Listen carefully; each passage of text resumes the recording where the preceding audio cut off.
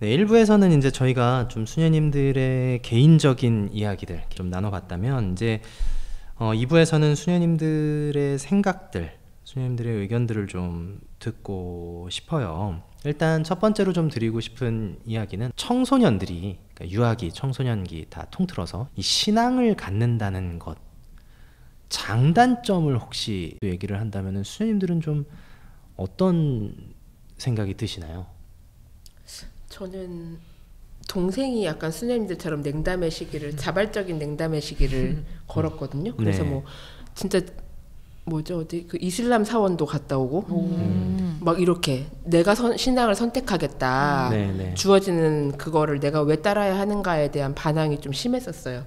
그런데 그런 과정을 거치고 나니까 이제 조금 이제 튼튼하게 자리 잡더라고요. 그러니까 어쨌든 인간은 자발적으로 선택하고 싶은 그런 원의가 있잖아요. 모두 네. 안에 갈망이 있기 때문에 그렇게 우리가 전수해 주려고 애를 쓰지만 결국에는 본인이 선택할 수 있는 순간이 올 것이고 그것을 잘 수용해 주고 동반해 주는 것이 필요하다는 생각이 좀 들어요. 그래야 장점은 장점대로 잘 가고 단점을 잘 보완할 수 있지 않을까 생각이 좀 들어요. 결국에 스스로 선택할 수 있는 시간이 필요하다라는 생각이 좀 듭니다. 네, 우리 소아데레사 수녀님이었고요. 그러면 이제 세실리아 수녀님처럼 좀 약간 반발심이 들었다고 했잖아요. 그죠? 네. 부모님이 또 너무 열심히 성당 생활을 하시고 이렇게 좀 푸시를 하시니까 그럼 그런 것이 좀 단점으로 느껴지기도 하나요? 어린 시절에 신앙 생활을 혹은 신앙 교육을 그렇게 좀 억지로 하게 되는 상황? 그러니까 단점이라고 그러면 이게 신앙이라는 게 하나의 짐처럼 아니면 어떤 해야 되는 의무감에서 그게 신앙심이 생기는 건 아니잖아요. 근데 그게 이제 강요가 되면은 안 되겠다라는 좀 생각은 많이 들어요. 그러니까 부모님이 신앙생활을 열심히 하는 것은 좋지만 그렇기 때문에 너도 나처럼 해야 해라는 것은 크게 이제 반발심을 준다라는 생각이 들고 또 제가 보니까 이건 제가 학교에서 아이들을 이렇게 만났을 때 그런 경우들이 있더라고요. 그러니까 그 벌로 막 기도를 시키신다거나, 네. 그 다음에 뭐 성경 쓰기 막 이런 거 벌로 주시는 그런, 예. 너 잘못했으니까 묵주기도 5단 하고 묵주기도 5단에 막 이런, 예. 그런 것들은 진짜 좀 치명적인 것 같아요. 네. 부정적인 인식이 좀 생기니까. 그러면 이게 근데 다들 좀 어릴 때 그런 경우 없어요? 막 이렇게 다 그 엄마가 성당 갔다 온 거 체크하려고 주보에 뭐 주일학교 선생님 사인 받아와라.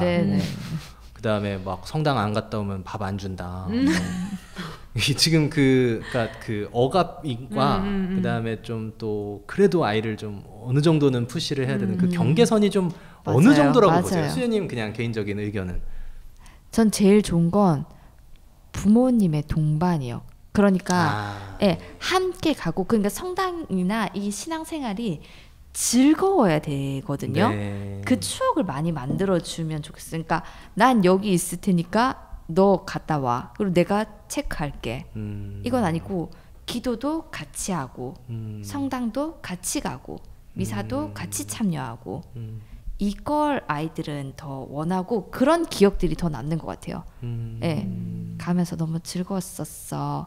가족들이 너무 행복했어. 이런 기억들이 좀 많이 남는 것 같아요. 저도 지니스님 얘기했던 것처럼 그냥 억압이나 강요가 아니었으면 좋겠다라는 생각이 들고 어렸을 때 뭐 자기 선택이나 이런 것을 아직 결정하기 어려운 그 어린 시절에는 부모님이 같이 동반해서 다닐 수 있도록 이렇게 같이 해주는 건 중요하고, 이제 중고등학교 되면 이제 머리가 있어서 내가 선택하고 싶어하고 할 때는 또 있는 그대로 그거를 기다려주고 받아줘야 될 것 같아요. 또 그거를 또 너는 왜 성당에 안 가냐 뭐 이렇게 잔소리를 하다 보면은 그것 때문에 더 멀어지게 될 수도 있을 것 같고, 그냥 그렇다고 또 마냥 아니라고는 할 수 없겠지만 이렇게 그렇게 하면서 부모님이 견뎌주고 인내해주고 나를 위해서 기도해, 어쨌든 세실리아 선생님도 어머니가 기도를 그렇게 하셨기 때문에 제가 봤을 때는 돌아온 거잖아요. 그런 것처럼 중고등학교의 방황은 당연하다고 좀 부모님들이 생각을 해주셔야 될 것 같아요. 그리고 그때 안 하면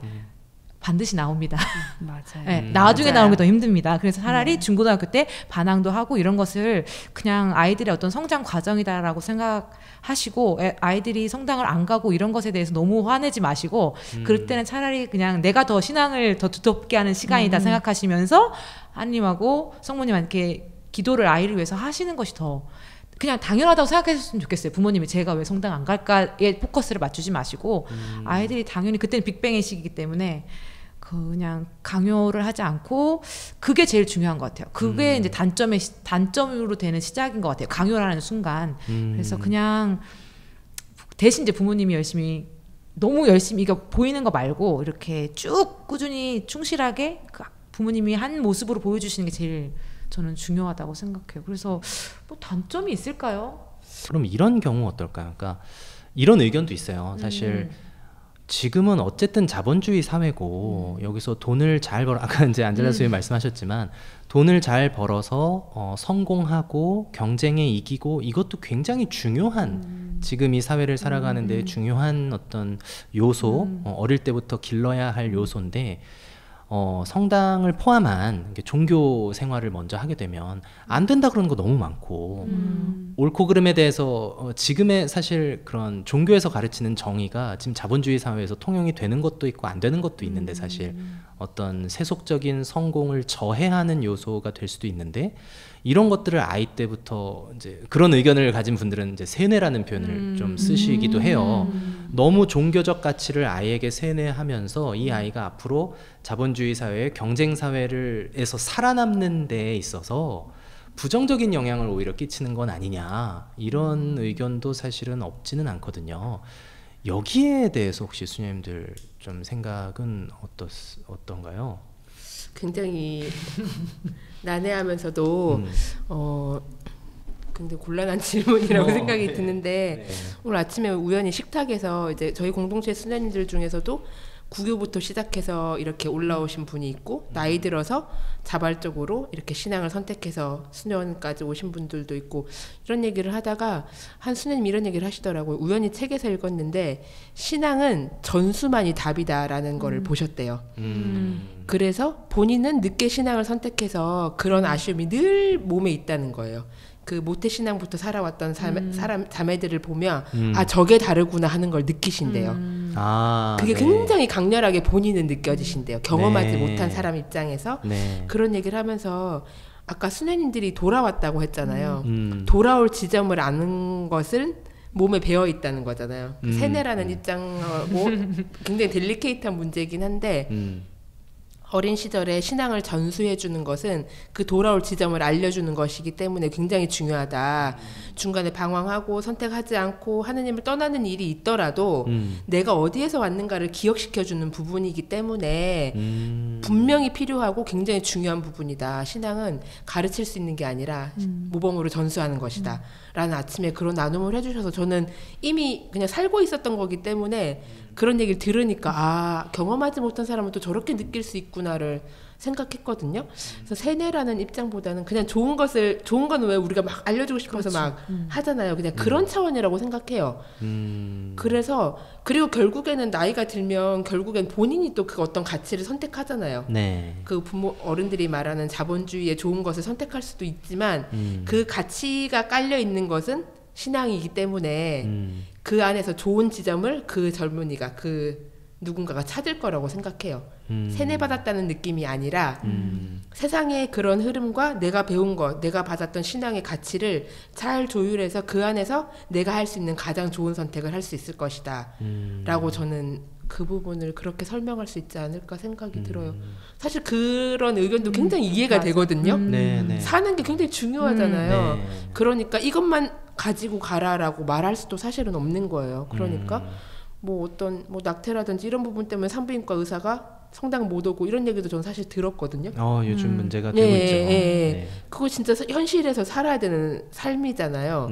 그렇기 때문에 결국 어느 순간에 가치를 선택하고 그걸 잘 조율해가고 조정해가면서 신앙생활을 영위하는 거는 각자가 받은 교육과 그 전수 안에서 일어날 수 있다고 생각이 듭니다. 그러니까 어쨌든 뭐 자본주의 사회고 경쟁 사회고 다 떠나서 사람과 사람이 사는 이 사회에는 분명한 선이라는 거는 존재하고 그렇죠. 그것에 대한 어떤 기준점을 선이 무엇인지를 일단 알고 선에 대한 기준점을 가지는 것은 확실히 유아기가 유리하고 스펀지처럼 쫙 빨아들이니까 성당을 뭐 계속 다니고 안 다니고의 문제보다는 그런 기준점이 어릴 때 딱 확고하게 서 있으면 어디로 빠지더라도 다시 내가 판단하고 어떤 가치를 가치 판단할 수 있는 선택을 할 수 있는 기준이 된다. 이렇게 좀 정리해 볼 수 있을까요? 네. 혹시 안젤라 소녀님은 어떤 뭐 세뇌 좋은 세뇌는 해야 된다고 생각해요. 네, 왜냐하면 사람은 행복하게 우리가 행복하려고 사는 거잖아요. 행복하려고 돈의 가치에 이제 매달리는데 사실은 거기에 매달리다 보면 더 공허해지고 힘들어지는 것 같아요. 지금 당장 눈앞의 것만 봐서 돈이 있으면 행복할 것 같지만 막상 돈 많은 사람 재벌들한테 물어보면 돈 때문에 행복하냐고 물어보면 저는 그럴까? 저도 뭐 갖고 싶은 거 딱 가졌을 때 그 순간은 행복하지만 그게 영원하진 않잖아요. 근데 어렸을 때 그런 신앙교육이나 이런 걸 받았다면 저도 그래서 내가 지금 이거 가졌는데 행복한데 이게 지금 이 순간뿐이구나. 영원한 건 뭐지? 이런 이제 어른이 되면 그런 것에 대해서 자꾸 생각하게 되잖아요. 그래서 그렇게 됐을 때 어렸을 때 그 받은 내가 신앙 교육을 이렇게 되돌아봤을 때 내가 진짜 추구해야 될 행복은 무엇이고 내가 선택해야 될 것은 무엇이고 이런 것들이 그게 제일 어렸을 때 받았던 신앙교육 때문에 내가 행복의 가치 그리고 하느님이 어떤 것을 할 때 결국은 내가 행복하기를 바라시는 건 하느님이시잖아요. 그래서 그런 것들이 이제 저는 중요하다고 생각합니다. 그런 세뇌는 꼭 그래야 내가 돌아갈 수 있고 내가 진짜 행복하게 살 수 있다라고 생각이 들어요. 세실리아 선생님 생각은 좀 어떠신가요? 일단은 저는 그 복음적 가치를 전달하는 거는 굉장히 중요하다라는 생각이 들어요. 근데 그게 이제 세뇌라기보다도 어떤 그러니까 아이들에게 이성적으로 설명을 해주는 것이 저는 아주 필요하다라는 좀 생각이 많이 들고 그걸 이렇게 좀 세뇌라고 오해를 안 하시면 좋을 것 같아요. 왜냐하면 복음적 가치가 결국에는 크게 보면은 연대와 평화와 그 다음에 이 세상을 더 좋게 선으로 끌어가는 거잖아요. 그러니까 나만이 행복한 게 아니라 모두가 행복할 수 있는 그 길이 정답이 거기에 있는데 그걸 알려주는 건 굉장히 중요하다라는 생각이 들거든요. 모두가 행복해지기 위해서. 그래서 전 그게 또 중요하고 또 아이들은 이걸 또 거부감 없이 받아들여요. 네. 연대와 평화하길 정말 원하거든요. 그래서 어떤 뭐 전쟁 상황이라던가 다음에 어려움에 대한 이런 이야기를 했을 때 그 기부하는 것, 나누는 것 이런 걸 보면은 그런 것에 대한 거부감이 없어요. 오히려 부모님들이 거기에 대해서 염려를 하시지. 네. 당연히 나눠야지. 당연히 힘든 사람 당연히 도와야지. 이게 그냥 아이들한테는 기본 세팅이라는 거죠.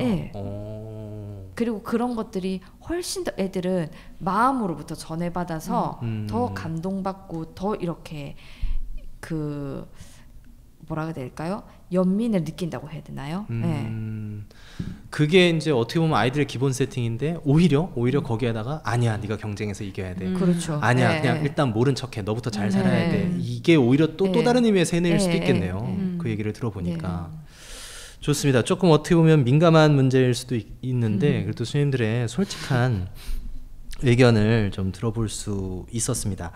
자, 이제 충분히 그 아이 때 이 신앙 교육이 왜 필요한가, 또 혹시 이게 좀 안 좋은 영향이 있을 수도 있는가, 뭐 이런 얘기들까지 우리가 좀 나눠봤고요. 그러면 그 중에서 이 신앙 교육에 있어서 우린 지금 좀 주로 이제 성당 위주로 얘기를 했었는데, 주일학교라든지 성당 공동체 위주로 얘기를 했었는데, 이 신앙 교육에 있어서 부모님 혹은 조부모님들의 역할, 그리고 이분들이 아이들의 신앙생활에 좀 해주셔야 되는 어떤 행동들 혹은 어떤 범위, 여기까지는 좀 부모님들이 혹은 조부모님들이 해주셔야 된다, 신앙교육에 있어서. 요런 거 혹시 좀 있을까요? 네, 소아드레스 교수님. 뭐 제가 본당에서 이제 오래 있었다 보니까 네. 여러 상황들을 좀 많이 엄마를 통해서도 듣고 막 좀 그러게 되는데 예를 들면 뭐 시부모님과 며느리가 종교적인 분쟁을 가정 내에서 많아요, 일으키고 많아요. 있다면 네네. 그거 자체가 아이들에게 성당 가고 싶은 원의가 안 나오는 그렇죠. 지점인 거죠. 네. 내가 성당 갔다 오면 할머니랑 싸울 것 같고 엄마 아빠가 할머니와 싸우는 지점에 내가 다시 문제를 일으키는 존재가 될 것 같고 말하자면 그런 부분들에 대해서 굉장히 불편한 상황들이 많이 생기는 것 같더라고요. 네. 근데 그런 상황들이 생길 때 아이가 그렇게 바라본다는 시선에 대해서 이미 그러니까 잘 알고 있어야 된다고 생각이 들어요.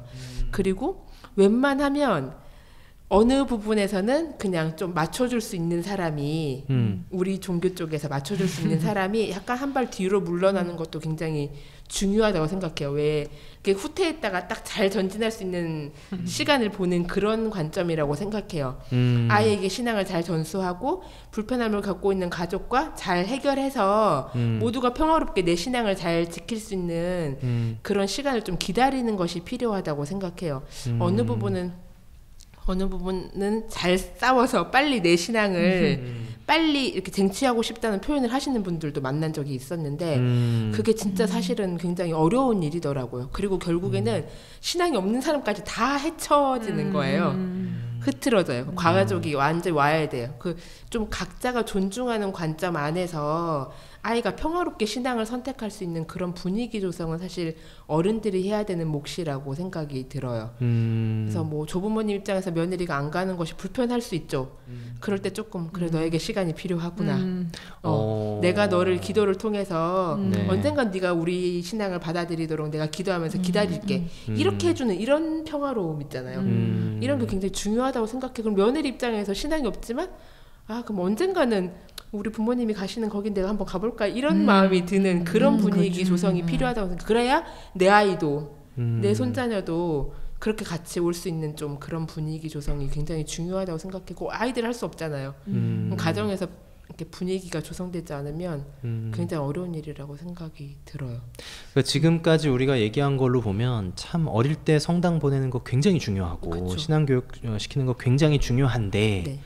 만약 그것이 우리 지금 이 가정 내에 불화의 씨앗이 된다고 할 때 혹은 그것 때문에 정말 막 불화가 있어서 그게 아이한테까지 영향을 미친다고 판단이 될 때는 한 발짝 뒤로 물러서도 된다. 네. 그리고 오히려 신앙교육 좀 늦어져도 좋으니 지금의 일단 불화는 피하는 것이 좋다. 네, 그래야 내가 수용받았다고 생각하면 훨씬 더 내 존재가 이 사람한테 사랑받는 존재구나라고 인식되는 것 같아요. 그러니까 제 동생이 제가 아빠 돌아가시고 나서 첫 제사 추석이었을 때 연미사를 엄마가 넣었는데 동생이 난 안 가겠다. 왜 그런 것까지 내가 가야 되냐. 그렇게 해서 엄마가 굉장히 화를 내셨고 동생은 집을 뛰쳐나갔어요.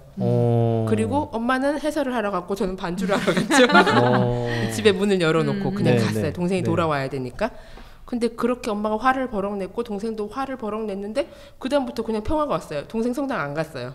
근데 엄마가 그때부터 성당 가라고 하지 않았어요. 그냥 엄마 불은 이렇게 막 올라온 거 저한테는 막 이렇게 했는데 동생한테는 말하지 않으시더라고요.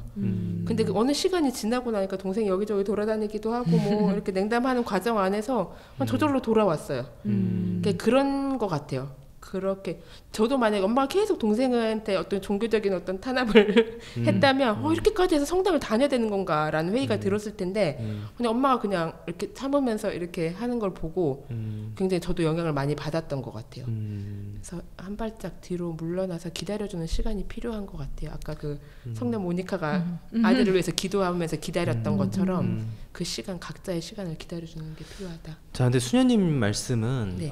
지금 이제 이 조부모님과 네. 뭐 며느리 혹은 자녀의 이 사이에서 문제가 있을 때 좀 조부모님 입장에서 좀 한 발짝 물러서 주시기를 위한 이야기였다면 반대로 내가 며느리고 내가 이제 자녀인데 나는 성당에 보내고 싶은데 뭐 시부모님 혹은 뭐 이 부모님이 안 돼 가지 마. 그래서 이게 상황이 바뀌었을 때 네. 나는 정말 애를 데리고 성당을 가고 싶은데 할머니가 막 너무 반대를 할 때 이때는 어떻게? 일단 살짝 가시는 게 좋다고 생각이 들고요. 그 안에서 아이의 변화, 며느리의 변화를 보시면 그것이 또 하나의 중요한 것이 될 거라고 생각해요. 예를 들어 집안 행사가 있는데 성당에 가야 됩니다 하면 이렇게 이제 분란이 시작되는 거죠. 그럴 때는 성당 한번 빠지고 집안 행사에 같이 가서 가족의 평화를 도모하는 게 먼저라고 생각이 들어요. 그런데 어떤 때는 성당 가야 되니까 그것도 안 가겠다고 하면 그럼 너는 종교가 다 너한테 우선이냐 이런 질문을 되받게 되는 그렇죠. 거예요. 거기서 싸움이 이제 시작이 되는 거죠. 시작이 되는 거죠. 그러면 시부모님 입장에서는 진짜 저러면서 성당을 다니는 게 무슨 착한 사람이고 뭐 이렇게 되는 거죠. 이제 아주 일파만파로. 근데 그냥 그럴 때 그러면 어머니 저희가 성당 가야 되지만 오늘은 이렇게 조절해보고 거기 같이 가겠습니다. 이렇게 했을 때 성당 다니는 사람은 저렇게 조율할 줄도 아는구나. 네. 약간 이런 시점이 생기면 관점이 생기면 다음에는 그렇게 중요하지 않은 자리면 그래 너 오늘 성당 가야 되지. 성당 가라 이번에 우리끼리 할게 뭐 이런 상황이 생기는 거예요. 네. 굉장히 긍정적이고 이상적인 상황이긴 하지만 서로 어떻게 한 발 정도 이렇게 왔다 갔다 해주는 것이 필요하다고 생각해요. 서로 각자의 관점만 하게 되면 어렵다고 생각이 들고 아이가 성당에 가는 이유에 대해서 가면 이런 교육을 받고 이런 부분이 인성이 좋아지고 막 이런 것들을 잘 이렇게 기회가 될 때 좋은 분위기 안에서 말씀드리는 것도 필요하다고 생각해. 아까 수님이 얘기했던 이성적인 부분, 돈보스코가 이성, 종교, 사랑을 굉장히 3가지 주제를 강조하셨는데 그런 부분을 통해서 어른들과 협의하는 것도 굉장히 중요하다고 생각이 듭니다.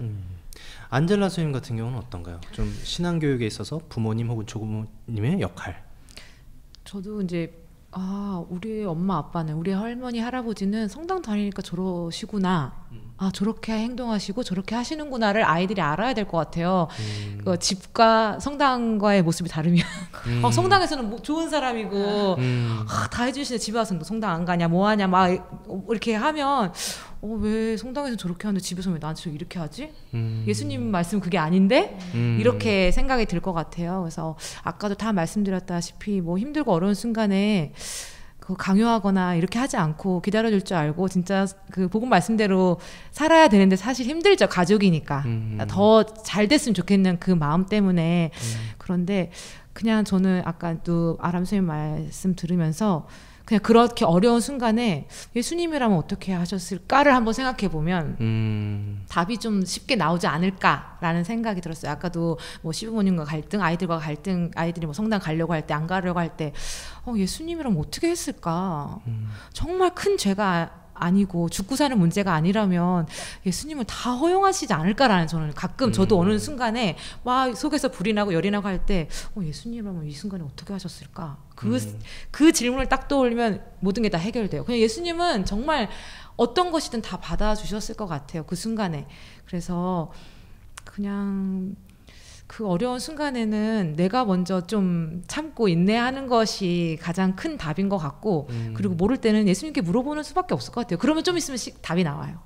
네. 정답이. 그래서 그렇게 하면 어떨까라는 이상적인 대답을 한번 드려봅니다. 좋습니다. 우리 또 세실리아 선생님 의견은 좀 어떨까요? 저는 부모님과 조부모님의 가장 큰 역할은 그 하느님과 성모님에 대한 이미지를 만들어 주시는 거예요. 네. 왜냐하면 제가 저 자신을 봐도 이게 수도 삶을 살고 그 다음에 기도를 하면서 내가 가지고 있는 이 하느님 아버지에 대한 상과 성모님에 대한 상이 결국에는 부모님에게서 비롯된 거구나라는 거를 많이 느껴요. 그게 어떤 때는 굉장히 왜곡된 그 사고도 있기 때문에 맞아요. 그것도 이제 많이 발견을 하는데 그런 거, 그러니까 본인이 신앙생활은 열심히 있게 하시지만 아까 안젤라 선생님 얘기해 주신 것처럼 집에 와서 신앙에 대해서 강요를 한다거나 진짜 어떤 율법학자처럼 막 이렇게 잣대를 들이대시면은 그 상으로서 하느님을 딱 만들어 버리거든요. 자녀들은. 그러면 나중에 자비로우신 하느님 아버지 도대체 뭐지? 이런 생각들이 들어요. 그리고 뭐 우리를 위해 기도해 주시는 성모님. 우리 엄마는 그렇지 않은데? 그래서 부모님들이 신앙을 교육할 때는 내가 이 아이에게 하느님과 성모님의 이미지를 만들어 주는구나. 그럼 나는 그렇기 때문에 본인의 결국에는 그 하느님 체험이 제일 중요한 것 같아요. 본인이 체험한 하느님을 결국에 자녀에게 전해주겠잖아요. 그래서 저는 신앙 교육 이전에 부모님과 조부모님의 하느님 체험을 꼭 하시라고. 개별적인. 네, 하느님 사랑을 체험하지 않으시면 절대로 저는 전달을 할 수가 없을 것 같아요. 결국에 뭐 성당 가는 거 계속 체크하시고 기도하는 거 체크는 하시겠죠. 근데 신앙심을 전달을 해줄 수 있을까라는 생각이 많이 들어요. 네.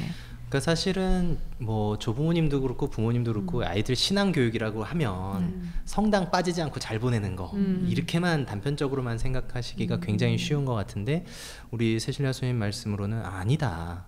일단 내가 하느님 체험을 먼저 하려고 노력을 하고 그 체험이 자연스럽게 그 사랑 체험이 아이들한테 전달될 수 있어야 된다. 이렇게 좀 정리를 해볼 수 있을까요? 네. 아 이게 참 오늘 마치 무슨 피정하는 것 같은 그런 느낌인데 다음 질문은 사실은 그 신앙교육의 적정한 연령에 대해서 언제가 좀 연령 아이들의 연령이 어느 때 이런 교육 이런 질문인데 사실 저희 이야기 중에 다 답이 나온 것 같아요. 일단 유아기 또 초등학생까지는 정말 아이들이 스펀지처럼 빨아들이기 때문에 이때는 굉장히 신앙 교육에 있어서도 아주 적기.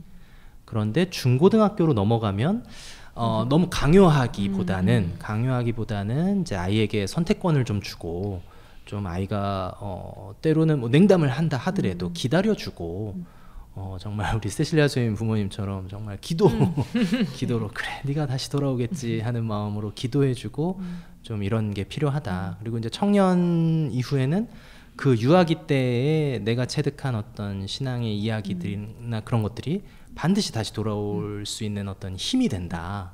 이렇게 좀 이 질문은 이미 저희가 한 얘기 중에 다 답이 있었던 것 같고요.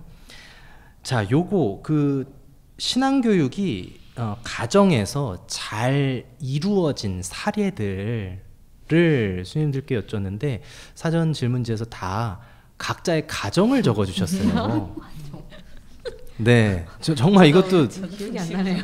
너무 그 신기하게도 각자 그 어떤 가정의 이야기를 해주셨는데 수아드레사 수녀님 가정에서 신앙교육 어떻게 받으셨습니까? 저희 집은 굉장히 이상적인 것 같아요. 엄마는 구교 집안이고 네. 아빠는 종교가 없으셨어요. 근데 아마 엄마랑 결혼하기 위해서 신앙을 가진 것 같아요. 네. 그래서 제가 봤을 때 아빠는 별로 열심히 하지 않은 사람이었고 엄마와 이렇게 성향 차이도 너무 많아서 어떻게 사는지 맨날 신기하다 이런 생각을 좀 했는데 이제 엄마가 몸이 아프셨거든요. 제가 어렸을 때부터. 그러니까 아빠의 신앙심이 이제 더 고취된 것 같아요. 엄마의 그 아픔을 통해서 아 그럼 나라도 기도를 더 열심히 해야겠구나 생각이 들어서 아빠가 기도를 많이 하시고 이제 레지오 활동을 하기 시작하시고 이런 것들이 제가 이제 아빠의 변화를 어렸을 때부터 눈으로 보는 거죠. 그러면서 이제 엄마가 병원에 입원하고 나면 아빠가 저희가 다 불러놓고 이제 두 딸 앉혀놓고 기도를 하면 저희는 앉았다 누웠다가 막 묵주기도 오다는 막 그렇게 어쨌든 해내긴 해요. 졸다가라도. 근데 그렇게 하는 것 안에서 어느 날은 하기 싫고 막 왜 엄마는 아파가지고 아빠는 이런 기도를 왜 집에서 이 시간에 하고 막 이런 생각이 들지만 그냥 자연스럽게 하는 기도 안에서 아 엄마가 낫겠지 아픈 사람들이 나으면 좋겠다 이런 생각을 하게 되는 거죠. 그러니까 그냥 우리 가족에 멈추지 않고 넓어지는 그런 기도를 좀 느꼈던 것 같고 네. 그렇게 아빠가 엄마의 신앙을 따라서 온 것 자체가 가정 안의 평화의 시작이었던 것 같아요. 그리고 아빠네 집안은 다 뭐 불교 뭐 다 달라서 그때마다 어려움이 있어도 네. 아빠가 중간에서 중재를 잘 해주고 하니까 저희가 뭐 제사 때나 가고 해도 불편한 관계들이 생기지 않는 거예요. 적절하게는 엄마 아빠가 딱 그 집안의 분위기에 들어가지고 또 적절할 땐 빠져서 저희가 신앙이 이래서 뭐 이런 부분들이 제가 기억에 조금 있어요. 가끔 친가에 갔을 때. 그래서 참 이런 것이 저한테 큰 모범이었다고 생각이 들고 가정이 잘 이루어질 수 있었던 거. 아까 동생도 얘기했지만 동생이 그렇게 방황할 때 엄마가 기다려줬던 것도 저한테 굉장히 인상적이에요. 엄마의 보통 성격이라면 딸이 성당에 가지 않는 게 엄마한테 체면에 굉장히 스크래치가 가는 일인 거죠. 예. 왜냐면 큰딸은 맨날 가서 반주하고 성당에 사는데 작은 딸 어디 갔어? 이러면 아 요즘 냉담 중 이 말을 차마 하는 것이 사람들 앞에서 엄마한테 그렇죠. 그게 굉장히 그런데 엄마 그걸 버텨내신 거예요. 엄마 입장에서. 예, 그래서 아마 동생이 엄마를 따라서 신앙생활을 했던 그 시간만큼 엄마가 버티시려고 생각하지 않았나 생각해요. 그치 하기 싫은 거 그렇게 따라와줬으니까 내가 이 정도는 기다려줘야지 하셨던 것 같아요. 그러니까 그런 경험 안에서 제가 그래도 나름 각자는 성가정을 이루기 위해서 노력하면서 살지 않았나. 그래서 지금 저희 부모님 사실 다 두 분 다 천국에 계신데 사실 지금 저희 동생 냉담 중입니다. 예, 수녀가 언니인데 동생 냉담하고 있어요. 아직도 그때 그때 난 안 가 했던 게 아직도. 아니요. 그러고 다니다가 이제 결혼하고 아기를 낳고 나니까 이제 성당 가기가 너무 어려워진 힘들죠. 거죠. 자녀가 넷이거든요. 힘들죠. 그러고 이제 뭐 관면혼부에 하긴 했지만 그럼 어쨌든 조카들이 수녀 이모가 가는 거를 알고 이모가 있는 거 알고 제부도 제 존재를 알고 이렇게 하니까 그냥 이렇게 평화롭게 살아요. 저는 계속 기도하죠. 이제 이 가족이 언젠가 모두 성당에 가서 세례받고 할 걸 기대하지만 마음에 아쉬움이 있어요. 그런데 이것도 제가 엄마한테 배운 것 같아요. 기다리면 하느님의 때로 이 사람들은 돌아올 것이다 라는 그런 마음으로. 저도 좀 부끄럽죠. 성당에 동생이 냉담하고 있으니까. 그런데 뭐 상황을 뻔히 아니까 제가 갔을 때 조카들한테 살짝 기도하는 거 알려주고 이모는 성당에 다녀 이렇게 하면 뭐 조카들 좀 가고 싶어하는 마음 생기게 하고 뭐 이런 것들 이렇게 차츰차츰 해나가고 있어요. 그래서 시간이 필요하다고 생각이 들고 그래서 모든 게 잘 되고 원만해서만 성가정이라고 생각하지 않아요. 예수님, 성모님, 요셉이 그랬던 것처럼 그 무슨 어떤 어려움이 분명히 있을 건데 그거를 극복해 나가는 과정 안에서 더 돈독해지는 성가정이 될 거라고 생각이 듭니다. 그래서 용기 내셨으면 좋겠어요. 사실 뭐 수녀님 답변을 듣다 보니까 수녀님이 지금까지 하셨던 거의 모든 이야기들이 사실은 수녀님의 어머니 아버지로부터 배웠던 내용들이 다 지금 이전 질문들의 답으로 수녀님의 어떤 아주 확고한 가치관으로 다 드러나게 된 것 같아서 정말 좀 신기한 것 같은데 우리 세실리아 수녀님 같은 경우에는 좀 가정에서 신앙교육을 참 잘 받은 예로 적어주셨는데 저도 사실은 그 예를 처음에 떠올리려고 다른 사람들을 막 생각해봤거든요. 근데 마지막에 종집을 찍게 된 게 결국엔 나구나. 내가 신앙 교육의 결정체이구나라는 게 딱 다른 사람을 이렇게 거론하기 이전에 이제 나의 삶을 좀 돌아봐야겠다 이런 좀 생각이 들었었고 사실은 좀 부모님 생각이 많이 났었어요. 그래서 부모님께서 나에게 물려주신 가장 좋은 유산이 뭘까 생각하면은 신앙이더라고요. 전 지금도 가끔 이제 부모님께 이렇게 전화를 하게 되면 그 말씀을 꼭 드리거든요. 나에게 다른 건 안 물려주셨어도 신앙이라는 걸 물려주셔서 감사하다고 그러는데 항상 그 어떤 어려운 순간에 저희 집이 굉장히 어려웠던 순간이 있었는데 제가 지금도 기억이 나는 게 어머니께서 그런 말씀을 하셨어요. 어느 날 저하고 이제 길을 걸어가는데 그 하늘에 구름이 엄청 많았어요. 근데 딱 그 구름을 보시더니 그 말씀을 하시더라고요. 이스라엘 백성들이 이집트를 탈출해서 나올 때 하느님께서 밤에는 불기둥으로 낮에는 구름기둥으로 지켜주셨다. 나는 그걸 믿는다고. 그게 느껴진다라고 딱 그렇게 말씀을 하시는 거예요. 그 구름을 보면서. 그래서 이 어려운 순간이 나는 분명히 하느님께서 나를 지켜주신다라는 그 믿음이 있다고. 근데 제가 그때 그 말이 이해가 안 됐거든요. 근데 어린 나이에는 저게 지금 너무 헛맹랑한 얘기 아니야? 그러니까 아니 지금 현실에 지금 이 어려움을 어떻게 극복할 생각을 하셔야지 그랬어요. 근데 이게 나중에 나이가 들면 들수록 떠오르는 거예요. 내가 어떤 어려운 순간이 딱 되면 그때 그 말이 딱 바로 떠올라요.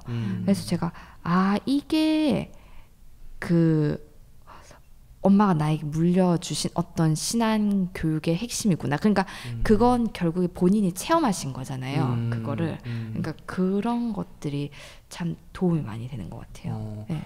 정말 뭔가 굉장히 감동적인 이야기인데 혹시 안젤라 수녀님은? 저는 신앙 교육 잘 이루어진 사례. 저는 지금도 신앙 교육을 저희 엄마 아빠한테 받는 것 같아요. 이렇게 어머니 아버지의 모습을 보면서 기도하면서 사시고, 제가 수도자지만 어떨 때는 저보다 더 수도 생활을 하신다는 생각이 들고 네. 두 분이 아직도 이렇게 싸우시죠. 네, 싸울 수밖에 없죠. 근데 서로 먼저 사과하시고 이해하시는 모습을 보면서 신앙교육이 다른 게 아니라 부모님이 저렇게 사는 모습, 하느님을 믿으니까 내가 이렇게 했지만 또 미안하다고 말했다, 이렇게 하는 그런 모습들 존경하게 되고, 저렇게 사는 것이 신앙생활하는 사람들의 정말 모범이구나라는 것이, 저 어렸을 때는 이제 저희는 냉담도 하고 이래서 몰랐겠지만 요즘 더 저는 부모님을 보면서 나도 저렇게 살아야 되는구나, 나도 저렇게 감사해야 되고 미안해야 되고 고마워야 되고 서로에게 낮게 이렇게 살아야 되는구나. 어쩌면 같이 사니까 더 허물이 없고 그러니까 더 이렇게 막 할 수도 있고, 그렇죠. 이렇게 모진 말도 할 수도 있는데, 네. 지금 두 분을 보면 정말 저 하느님을 믿고 사는 사람들의 모습이 저런 모습이구나라는 게 있어서, 어렸을 때뿐만이 아니라 나중에 내가 이렇게, 저희가 나이가 많이 먹어서도 부모님을 바라보면 존경스럽고 내가 저렇게 살아야 되겠구나라는 것이 느껴지거든요. 그래서 어렸을 때뿐만이 아니라 저는 지금 현재가 제일 중요하다고 생각하니까, 늦지 않았으니까 부모님들, 조부모님들 서로 사랑하는 모습, 미안하다고 말하고 고맙다고 자주 말하는 모습을 보면 자녀들이, 지금 제가 나이가 많이 먹어서도 배우고, 또 어린 아이들도 우리 엄마 아빠는 저렇게 싸우지만 또 미안하다고 서로 말하는구나, 우리 할머니 할아버지는 저렇게 나에게 잔소리 많이 하지만 또 나에게 손자에게 사과도 하는구나, 이런 것이 진짜 스님 말씀하셨던 것처럼 체험이 제일 중요한 것 같아요. 신앙생활 하는 사람은 다르다라는 어떤 체험, 그래서 실수한 것을 인정하고 받아들여주고 또 이렇게 하는 그런 모습들이 살아있는 신앙 교육이 아닐까라는 생각을 해봤습니다. 네, 참 좋습니다. 저희가 많은 이야기 나눴는데, 사실 이렇게 손자녀들의 신앙 교육이라는 주제로 저희가 이야기를 시작했지만, 오히려 정말 풍성한 수녀님들의 삶의 이야기, 또 어떤 생각과 의견들 나누는 자리가 됐고, 이 모든 걸 다 떠나서 그냥 오늘 이 방송을 듣는 분들이 수녀님도 냉담하셨었대, 수녀님 동생도 냉담 중이래, 이게 굉장한 위안이 될 수도 있다. 사실 굉장히 현실적인 문제잖아요. 특히 코로나19 이후로 지금 냉담, 그러니까 이제는 냉담이란 단어를 붙여야 될지도 사실 고민이 될 정도로 그 안에서 굉장히 갈등을 겪고, 혹은 또 가족이 또 그런 성당을 가지 않아서 굉장히 좀 그게 또 걱정인 사람도 있고 할 텐데, 오늘 방송을 들으면서 수녀님도 저렇대 라고 하는 게 굉장히 또 큰 위로가 되지 않을까, 이런 좀 생각이 듭니다. 아무튼 지금 더 나누고 싶은 얘기가 많으나 이제 시간 관계상 좀 정리를 해야 될 것 같아요. 우리 세 분 수녀님 오늘 좀 이렇게 그래도 오셔서 이야기 함께 나눴는데, 오늘 좀 어떤 느낌 드셨는지 소감과, 또 마지막으로 우리 이게 1차적으로는 조부모님들을 위한 방송이니까 조부모님들, 또 이 방송을 들으실 부모님들께 마지막으로 좀 전하고 싶은 한마디, 이렇게 해서 마지막 인사 나눠주시죠. 소아드레 선생님 먼저. 네, 저는 이런 방송이나 이렇게 나눔하는 기회가 생기면 내가 살았던 걸 누구에게 나누는구나 생각이 드는데, 사실 돌아가서 이제 성찰하는 시간이 돼서 앉아서 조용히 머무르다 보면 이게 나에게 다시 돌아왔구나 생각을 정말 많이 해요. 이런 시간이 아니면 사실 돌아볼 시간도 못 가지면서 이렇게 살 때가 더 많은데, 특히 부모님이 천국에 가시고 나니까 그 살아주셨던 그것을 가지고 살거든요. 진짜 성인들의 통공을 이렇게 경험하면서 그렇게 살게 되는데, 좋은 유산을 너무 많이 물려주셔서 내가 이나마 이렇게 살고 있구나, 이런 생각을 좀 하게 되는데, 그런 시간에 대해서 감사드리고, 제가 우연히 이제 저번에 알게 됐던 젊은이가 유튜브 방송에서 신앙은 자기가 최고의 버전으로 살게 하는 힘이다라는 그런 정확한 표현은 생각나지 않지만 그 얘기를 누군가의 말을 인용해서 했는데, 제가 그거 굉장히 인상적인 거예요. 네. 나애가 살 수 있는 최고의 버전으로 살게 해준다는 게 그게 각자의 삶의 목표잖아요, 사실은. 네. 그래서 그런 부분에 있어서 그런 목적을 가지고 부모님과 조부모님들이 잘 소통하시고 잘 조율하셔서 그 사실 똑같은 목표를 가지고 있다면 좀 양보하는 게 더 편안해지잖아요. 그런 마음으로 그냥 아이의 좋은 성장, 좋은 것을 잘 물려주기 위한 방법을 같이 연구하시면 좋겠어요. 그래서 어느 날은 뭐 월요일은 내가 양보하고 화요일은 네가 좀 양보하고 약간 이런 좋은 규칙들을 만드셔서 같은 목표를 가지고 우리 손자녀가 최고의 버전으로 자신의 삶을 살 수 있게 도와주시면 좋겠습니다. 감사합니다. 네, 좋습니다. 김아람 소아데레사 수녀님이었고요. 이번에 양민화 안젤라 수녀님. 네, 저는 오늘 너무 행복했고 내가 행복한 사람이구나 하느님 때문에 이런 생각을 좀 들었고요. 조부모님들, 부모님들 지금 뭐 드리고 싶은 말은 지금 있는 그대로 그냥 이렇게 지금 충분히 잘하시고 계시고 충분히 신앙생활 열심히 하고 계실 테니까 그냥 지금 있는 그대로만 사시면 될 것 같아요. 뭘 더 잘하려고 하면 힘들어지기 때문에 그냥 있는 그대로의 내 자신을 받아들이고 내가 행복하게 살 때 뭐 아들, 딸들도 그렇고 손자녀들도 그렇고 더 그들도 내가 행복한 만큼 행복할 거라고 생각이 들어요. 그래서 일단 먼저 본인이 행복해야 된다고 저는 생각이 들기 때문에 하느님과 함께 행복한 시간을 많이 가지시고 지금 있는 그대로도 훌륭하시니까 자신감 가지시고 용기를 가지시고 행복한 나날들이 되셨으면 좋겠습니다. 네, 좋습니다. 이제 마지막으로 이진희 세실리아 수녀님.